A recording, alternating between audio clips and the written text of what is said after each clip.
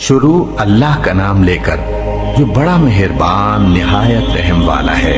بے شک فیصلے کا دن مقرر ہے، جس دن سور پھونکا جائے گا تو تم لوگ فوج در فوج موجود ہوگے، اور آسمان کھولا جائے گا تو اس میں دروازے ہو جائیں گے، اور پہاڑ چلائے جائیں گے تو وہ ریت ہو کر رہ جائیں گے۔ بے شک دوزخ گھات میں ہے، یعنی سرکشوں کے لیے کہ ان کا وہی ٹھکانہ ہے، اس میں وہ صدیوں پڑے رہیں گے۔ وہاں نہ ٹھنڈک کا مزہ چکھیں گے، نہ کچھ پینا نصیب ہوگا مگر کھولتا پانی اور بدبودار پیپ۔ یہ بدلہ ہے ان کے اعمال کے موافق۔ یہ لوگ حساب آخرت کی امید ہی نہیں رکھتے تھے اور ہماری آیتوں کو مسلسل جھٹلاتے رہتے تھے، اور ہم نے ہر چیز کو لکھ کر محفوظ کر رکھا ہے۔